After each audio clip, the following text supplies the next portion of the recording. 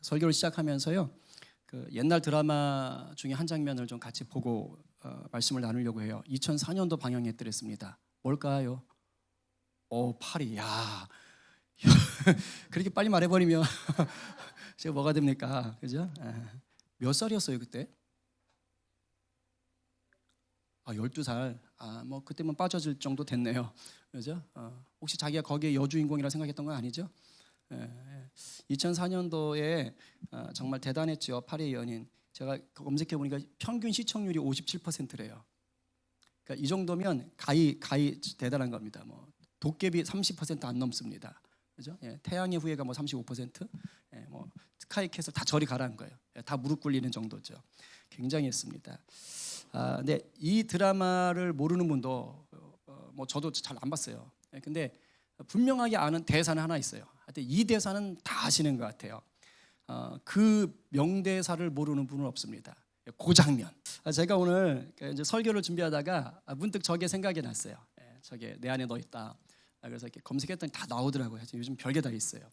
제가 저 장면을 좀 패러디해서 여러분에게 물어보고 싶어요. 저기 남자 배우로 나온 이동건 씨가 이제 예수님이 되는 거고, 저기 여자 배우로 나오는 분이 김정은 씨가 이제 우리들인 거예요. 주님이 우리 손목을 딱 잡고 주님 가슴에 갖다 대시는 겁니다. 그러면서 우리에게 말씀하시는 거예요. 예수님이 이 안에 너 있다. 네 마음속엔 누가 있냐? 내 마음속엔 너밖에 없다. 이렇게 말씀을 하시면서 우리에게 물어보시면 여러분은 어떻게 대답하시겠습니까? 그래서 저를 준비하다 저 장면이 딱 떠오르면서 내 주님이 내 손을 붙잡고 내 주님 가슴에 딱 대면서 진철아 이 안에 너 있어.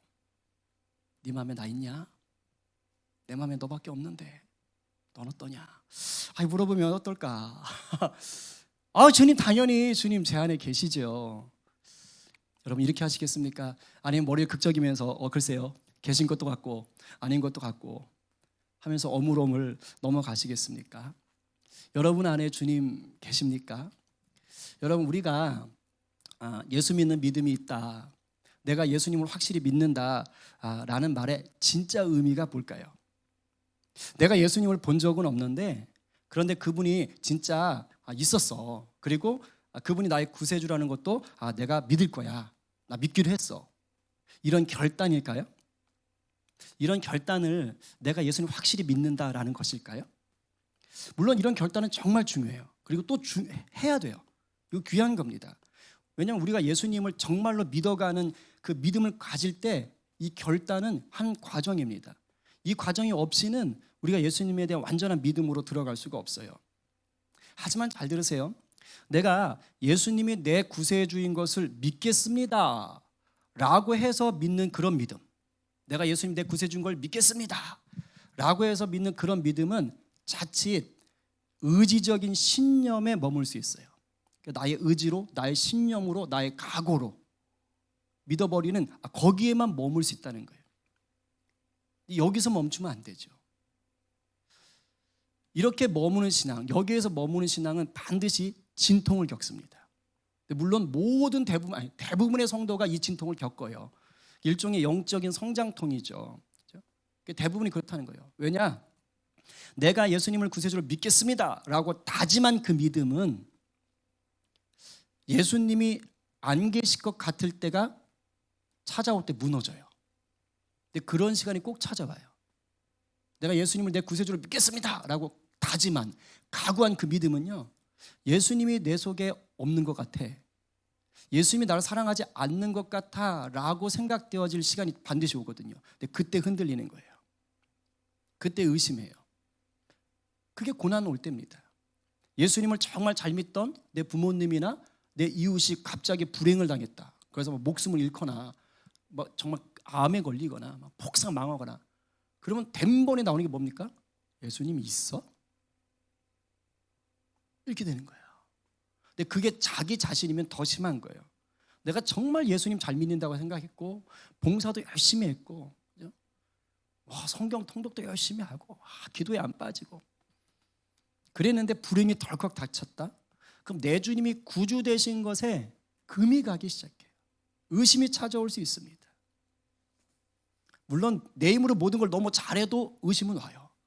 근데 많은 경우에 고난이 올 때 내가 각오한, 내가 다짐한 믿음은 흔들릴 수 있습니다. 우리가 예수님을 나의 구주로 확실히 믿는다는 것은요, 단순히 지적인 동의나 의지적인 신념 차원이 아니에요. 그 이상입니다. 확실한 믿음은 그 이상이에요. 예수님이 나의 구주로 확실히 믿어진다라는 말은 주님과 인격적인 관계가 맺어졌다 이 뜻이에요. 그러니까 지적인 신념, 각오가 아니라 그걸 넘어서서 인격적인 관계가 맺어졌다. 내가 본 적이 없는데, 아니면 없는데 그걸 있다고 여기는 그런 게 아니에요. 이미 있는 것을 있다고 여기는 관계입니다. 있는 것을 있다고 여기는 것. 여기는 이제 시원이었는데 대상을 바꿔가지고 얘기하겠어요. 시원이 한 번 더 나오니까. 우리 결이가 옆에 앉았는데, 자, 결이가 지금 집에 있어요. 그런데 결이 친구가 집에 놀러 왔어요. 결이는 저기 위에 있어요. 복층 윗방에 올라가 있고 이제 밑에서 엄마가 문을 열어줬지요. 그런데 결이 친구가 이렇게 물어보는 거예요. 저 결이는 놀러 왔어요. 결이 집에 있어요? 라고 엄마한테 물었습니다. 근데 결이 이제 위에 있습니다. 뭐 친한 친구예요. 자, 그러면 엄마는 뭐라고 대답하는 게 지극히 정상이지요? 있어. 있어. 들어와. 이렇게 하는 게 지극히 정상이에요. 자, 그런데 이렇게 말을 했어요. 나는 결이가 있다고 믿어. 확실히 믿어. 너도 믿는다면 들어와서 놀래? 자, 이렇게 얘기했다면 아무리 봐도 어색하죠. 아무리 봐도 어색해요. 왜냐하면 이거는 믿고 안 믿고 할 사안이 아니에요. 이 상황은 뭡니까? 집에 있냐 없냐로 판가름하면 돼요. 있으면 있다, 없으면 없다 하면 되는 겁니다. 제가 이 말을 하고 싶은 거예요. 우리가 예수님을 내 구세주로 확실히 믿는다라고 하는 건 이런 믿음까지 가는 거예요. 이런 믿음. 그러니까 믿는다라고 말하는 믿음이 아니라 있습니다라고 말하는 믿음이에요. 이해했어요? 예수님이 내 안에 계심을 믿습니다 이런 고백이 아니라 예수님 내 안에 있어요 이렇게 고백하는 겁니다. 여기까지 가는 믿음인 거예요. 이게 믿음의 실제인 거예요. 내 각오, 내 다짐을 넘어서는 것이죠. 이게 바로 우리가 누려야 될 예수님과 인격적 관계라는 것입니다. 예수님은 우리가 이런 믿음을 가져야 된다고 성경에서 얘기하고 있는 거예요. 제가 만들어내는 것이 아니고 신학자들이 그렇게 논문 쓴 것이 아니고 예수님이 그걸 요구하셨다고요. 그게 오늘 본문입니다. 4절 말씀만 다시 한번 읽어볼까요? 자, 시작. 내 안에 거하라 나도 너희 안에 거하리라. 가지가 포도나무에 붙어있지 아니하면 스스로 열매를 맺을 수 없음같이 너희도 내 안에 있지 아니하면 그러하리라. 네, 내 안에 거하라 나도 너희 안에 거하리라. 이 말은 예수님이 지금 어떤 조건문을 제시하는 게 아니야. 뭐뭐 하면 뭐뭐 하겠다 그래서 거래하자 이런 것이 아닙니다. 우리가 예수님 안에 거하지 않으면 예수님도 우리 안에 거할 수 없단 말이에요. 예수님 우리 안에 거하시려면 우리가 예수님 안에 거해야만 되는 것입니다. 근데 이 말 속에 굉장한 관계성을 담고 있어요. 굉장한 관계성. 아까 처음 봤던 설교 전에 봤던 영상, 남자 배우가 여자 배우 손목을 잡아 자기 가슴에 대면서 이 안에 너 있다라는 말의 진짜 뜻이 뭡니까? 내가 너를 미워한다? 너 때문에 짜증이 난다? 아니죠. 이 안에 너 있다 뭐예요? 내가 너를 사랑한다. 내가 너를 사랑한다. 그리고 그 다음 의미가 뭐죠? 우리 사랑하자. 내가 널 사랑해. 너도 날 좀 사랑해다오. 같이 사랑하자. 똑같습니다. 우리가 예수님 안에 거한다라는 말은요, 곧 예수님의 사랑 안에 거한다는 말이에요. 사랑 안에 거한다. 예수님 안에 거한다는 것은 사랑 안에 거한다. 그래서 우리 주님도 우리에게 사랑하자라고 그 뒤에 가서 말씀을 하세요. 9절에 가면 그렇게 말씀하세요. 읽어봅니다. 시작. 아버지께서 나를 사랑하신 것 같이 나도 너희를 사랑하였으니 나의 사랑 안에 거하라. 그러니까 내 안에 거하라는 말은 궁극적으로 뭐야? 사랑 안에 거하라는 것인 거예요. 그렇기 때문에 우리가 예수님 안에 거하고 예수님이 우리 안에 거한다라는 말은 단순히 가지가 그 줄기에 그냥 붙어있다, 접착해 있다 이 말을 하는 것이 아니라는 거예요. 왜냐하면 오늘 본문 안에 보게 되면 가지가 줄기에 붙어 있는데도 불구하고 열매를 맺지 못하는 상태가 있더라는 거예요. 그걸 지금 2절에서 얘기합니다. 우리 세번역 성경을 읽겠습니다. 이번에는 자 시작. 내게 붙어 있으면서도 열매를 맺지 못하는 가지는 아버지께서 다 잘라버리시고 열매를 맺는 가지는 더 많은 열매를 맺게 하시려고 손질하신다. 아멘. 붙어 있긴 있는 겁니다. 붙어 있는데도 불구하고 열매를 맺지 못하는 가지가 있더라는 거예요. 이런 가지는 줄기에는 붙어 있지만 주님 안에 거하지를 못하는 거예요. 달리 말하면 뭡니까? 사랑 안에 거하지 못하는 거예요. 인격적인 나눔이 없는 거예요. 우리에게 같이 1번 친밀함이 없는 거예요. 뭘까요? 여전히 예수님을 머리로만, 지식으로만, 교리로만 믿는 사람일 수 있는 것입니다. 근데 예수님이요, 더 무서운 말씀을 하세요. 6절. 좀 소름이 돋아요. 무서워요. 세번역 성경으로 읽겠습니다. 시작. 사람이 내 안에 머물러 있지 아니하면 그는 쓸모없는 가지처럼 버림을 받아서 말라버린다. 사람들이 그것을 모아다가 불에 던져서 태워버린다. 무섭지 않아요? 주님 안에 머물지 않으면 불태워 버려진대요. 그러니까 가지가 아예 떨어져 있던 것이 아니라 열매를 맺지 못했던 가지인 거예요. 가지치기 한 거예요. 근데 생각해 보세요. 사랑에 한이 없으신 내 주님인데, 우리 주님인데 이렇게까지 말씀하시는 이유가 뭘까? 그건 있잖아요. 인격적인 관계, 사랑의 관계가 그만큼 중요하다는 것이에요. 그거 강조하고 싶은 거예요. 이걸 가지고 네가 구원에서 탈락되느니 마느니 그런 건 논하지 마세요. 주님의 본래 목적이 어디 있는지를 보시는 거예요. 이 말은 너가 정말 예수를 믿는 사람이야? 너가 정말 나를 사랑하는 사람이야? 그렇다면 사랑의 관계를 누릴 수밖에 없는 게 진짜야. 그게 진짜야. 그게 진짜야. 그러면 이런 걸 어떻게 할 수 있을까요? 내가 지금 주님과 사랑의 관계 안에 있나? 내가 그것을 누리고 있나? 이것을 어떻게 할 수 있죠? 여러분 어떻게 아세요? 혹시 느낌으로 아세요? feeling, feeling, 느껴져. 막 이렇게 해서 아십니까? 물론 그럴 수 있어요. 느낌은 굉장히 중요해요. 느껴지는 사람들이 있어요. 어떤 분은요, 그래서 막 그걸 표현하세요. 지금 내 주님 때문에 가슴이 터질 것 같아요. 막 이렇게 표현하시는 분들도 있어요. 근데 잘 아세요. 느낌, 즉 감정은 절대적 기준이 아닙니다. 아무리 믿음이 좋아도 그런 분도요, 때때로 깊은 절망에 빠질 때가 있거든요. 그러면 주님이 함께하지 않는다는 느낌이 들어요. 그런 느낌이 옵니다. 그래서 느낌 자체는 얼마든지 틀릴 수 있어요. 느낌은요, 아주 간사해요.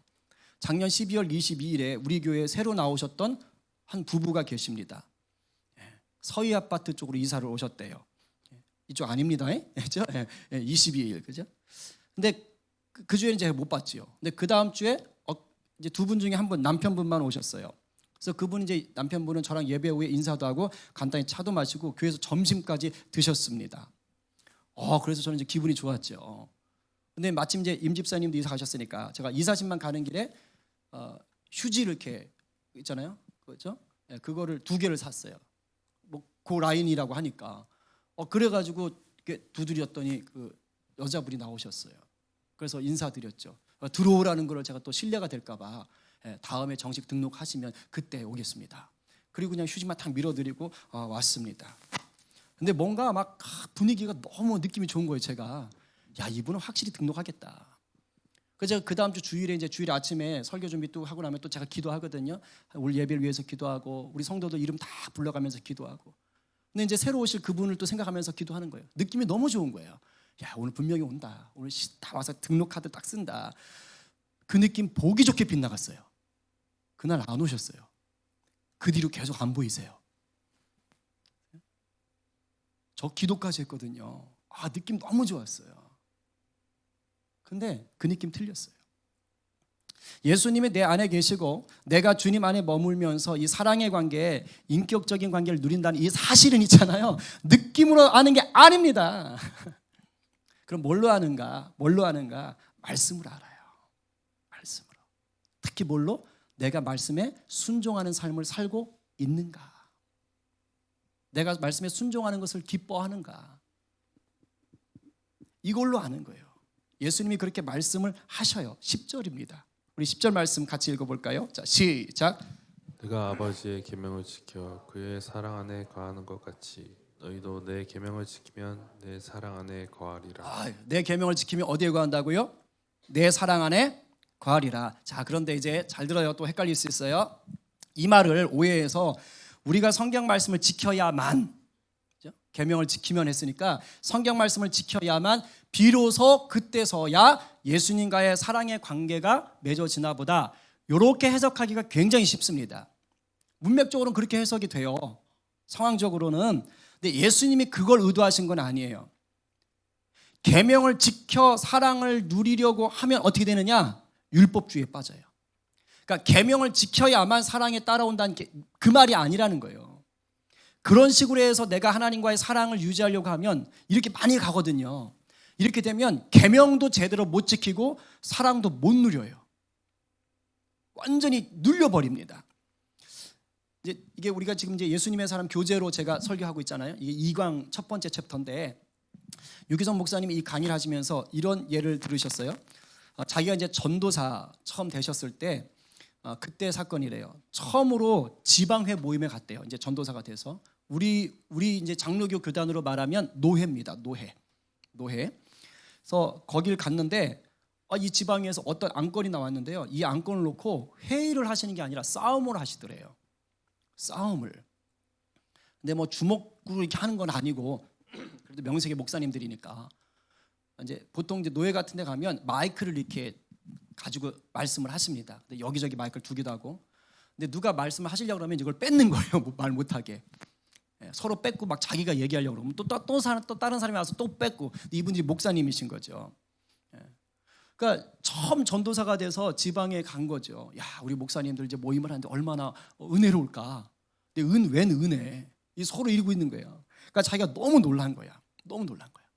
이렇게 한참을 서로 싸우시더래요. 그런데 갑자기 그 회장 목사님이 스톱! 긴급 의사 진행 발언이 있습니다. 그러면서 오늘 우리 노예에 그 열심히 충성하다 돌아가신 우리 장로님 지금 추도 예배를 드리기로 했지 않습니까? 지금 시간이 추도 예배 시간인데 지금 이 시간이 다 됐다고. 지금 이 자리에 거기 교회 교인들도 계시고 지금 장로님 가족 유족들도 와 계시는데 뭐 하는 거냐고. 우리 추도 예배부터 드립시다. 회의는 좀 나중에 합시다. 근데 그렇게 싸우던 목사님들이 네 그러더래요. 근데 순식간에 180도 싹 바뀌어가지고 자 추도위원들 나오십시오. 목소리 딱 깔고. 그러니까 목사님들이 이제 추도 예배 드린 분들이 쫙 단위에 올라가신 거예요. 그래서 자기 다리 앉더니 이제 인도하신 목사님이 묵도하심으로. 그러니까 다 묵도. 끝나고 찬양하겠습니다. 그런데 그렇게 싸우던 목사님들이요 우렁차게 찬양을 하시더래요. 유기성 목사님이 그때 찬송을 하면서 눈물이 주르륵 흐르더래요. 주르륵 흐르더래요. 이게 지금 이게 가능한가? 아니 그렇게 싸우더니 어떻게 예배를 드려? 이게 주님이 기뻐하시는 예배가 맞나? 그러고 있는데 예배가 다 끝났잖아요. 더 당황스러운 건 그렇게 예배가 끝났으면 좀 나아졌어야 되는데 다시 그 안건 놓고 또 싸우시더래요.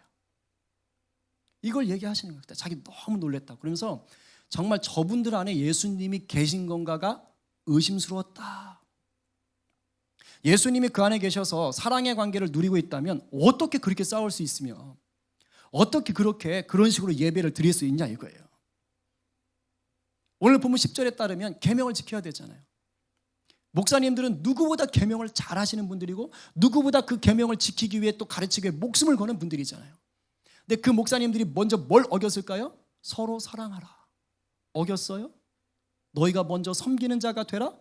보기 좋게 어겼습니다. 대놓고 어긴 거예요. 주님의 계명을 아주 부끄럽게 만들었던 것이죠. 제가 그분들만 욕하는 것이 아니에요. 저도 그렇고 우리도 그럴 수 있다는 것이에요. 예수님이 내 계명을 지키면 내 사랑 안에 거하리라 라고 말씀하신 의도는요, 너가 계명을 먼저 지켜야지만이 사랑할 수 있어, 그런 의도가 아닌 거예요. 이게 바뀌어야 됩니다. 우리가 주님과 사랑의 관계, 인격적인 관계 안에 있다면, 그렇다면 내 계명을 지키는 게 당연해진다라는 뜻이에요. 당연해진다. 여기서 말하는 계명도요, 무조건 지켜야 되는 규칙, 명령 이런 걸 지금 요구하시는 게 아닙니다. 그냥 주님이 기뻐하는 것, 주님과 우리가 사랑을 나누기 위해 필요한 매뉴얼들을 얘기하는 거예요. 그래서 내가 주님을 사랑했더니, 내가 그 사랑 안에 머물렀더니 주님 말씀대로 사는 게 너무 당연하고 너무 자연스럽다라는 것입니다.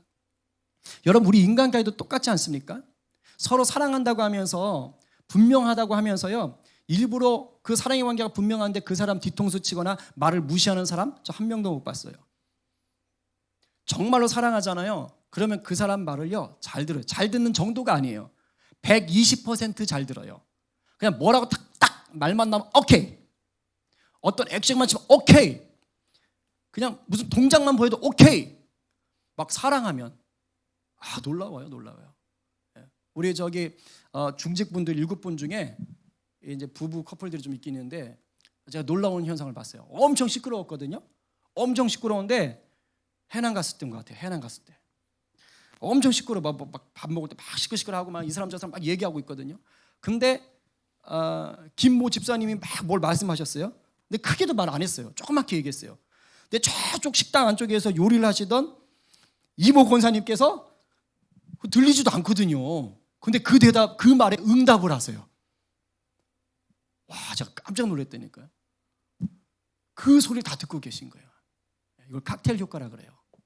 칵테일 바에 가도 내가 잘 아는 사람의 목소리는 들린다. 내가 사랑하는 사람의 목소리는 들리게 되어 있다. 그래서 어린이집 가서 놀아도 자기 애 목소리는 들리는 거잖아요. 이 들으시더라고요. 그래서 거기서 대답을 또 큰 소리로 막 하시는 거예요.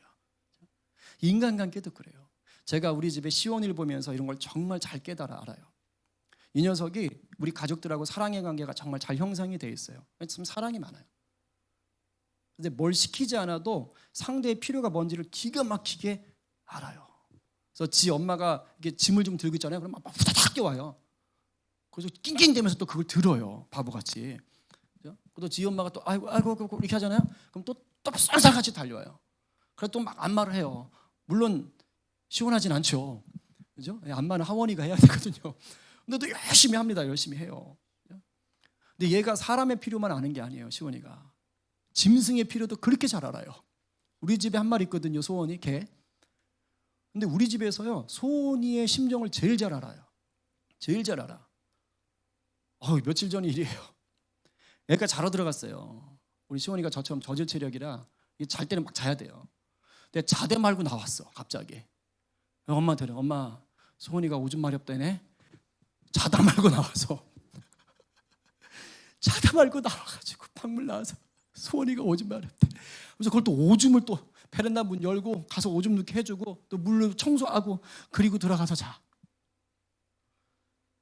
근데 그 행동이 막 하기 싫은 거 억지로 하는 그런 게 아니에요. 자연스러워요. 즐겨요. 제가요 지 하기 싫은 거 시키면 되게 싫어하는 애거든요. 근데 많은 경우 굉장히 이런 사랑의 표현을 적극적으로 해요. 이유가 뭘까요? 사랑 안에 있어서 그래요. 사랑 안에. 사랑의 관계가 있으니까 그런 거예요. 제가 이 말씀을 준비하다가 그 녀석을 보면서 이런 거구나. 내가 주님 안에 사랑 안에 있다는 게 이런 거구나. 내가 얼마나 억지로 할 때가 많았나. 주님 죄송합니다. 여러분 우리가 예수님과의 관계가 이래야 됩니다. 주님이 내 안에 거하고 내가 주님 안에 거한다는 건요. 이런 사랑의 관계가 실제가 되는 거예요. 실제가. 그래서 주님이 원하는 그 계명을 지키며 사는 게 막 짜증이 안 나는 거예요. 그냥 너무 쉬워요. 너무 자연스러워요. 너무 즐거워요. 이게 진짜 믿음의 관계인 거예요. 이게 정말 친밀함이 누려지는 관계인 겁니다. 여러분 어떠세요? 여러분 안에 우리 주님이 이렇게 머물고 계십니까?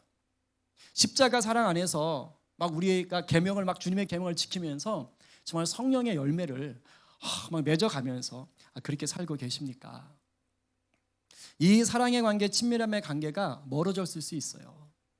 메말라졌을 수 있어요. 저는 지금 뭐 그런 게 없어서 여러분들 비난하고 그런 게 아니에요. 저도 똑같아요. 근데 우리가 뭔지는 알아야 되잖아요.